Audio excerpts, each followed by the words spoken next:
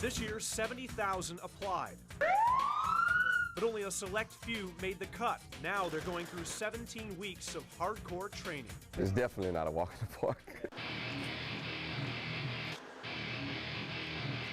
Everyday drills get them as close as possible to the real thing, especially here, Hogan's Alley, 3 city blocks, all a facade. From a fake pawn shop to a phony laundromat, and the suspects are actors. It brings the reality of what can happen if you make some of the wrong decisions. This day, it's an armed car robbery. You don't know, what's going to happen. You don't know what's coming around the corner, so you have to be able to make the split-second decision whether you should use deadly force or not. 29-year-old Brian knows the wrong decision in the real world could mean the wrong person ends up dead. He's one of about 1,000 recruits who gave up their 9-to-5 jobs to be a part of the country's top law enforcement team. We want people who you can't keep them from being successful. People like 25-year-old Jennifer, a former accountant from Portland. It's been like a 7-year dream for me, but about a 2-year process. After an extensive background check, Jennifer got the chance to come here, the FBI Academy in Quantico, Virginia. We cover everything from street gang crime to the corporate boardroom. That's hard and it's scary, it's a reality check.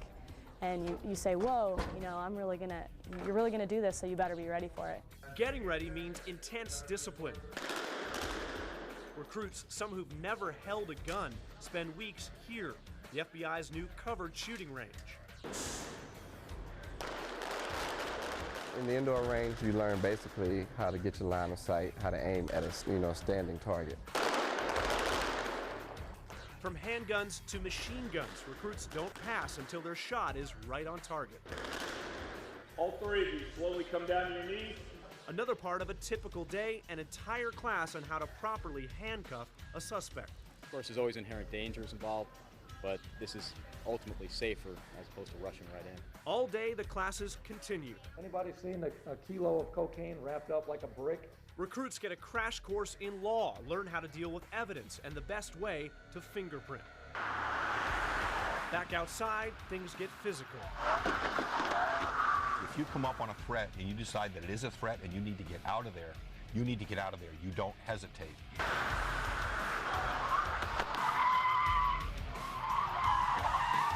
At 45 miles an hour, agents have to be able to maneuver without using their brakes. And we got a chance to see what it's like. That's the worst thing you want to do. Defensive driving, practice chasing or being chased by a suspect. You cannot remain stationary. You have to make a decision. It may be the wrong decision, but you have to make a decision. It's all part of preparing these recruits for reality. And that is, within a few days of leaving this academy, you're in a situation where you're in a fight for your life or you're in a fight to save somebody else's life. Some are less than a month away. Jennifer most likely won't get stationed back in Portland, but says it's not the location that matters. You're here to do good things for the people around you. We protect all citizens. Whatever area you get in, you can make a difference in helping the public, helping society, helping the world.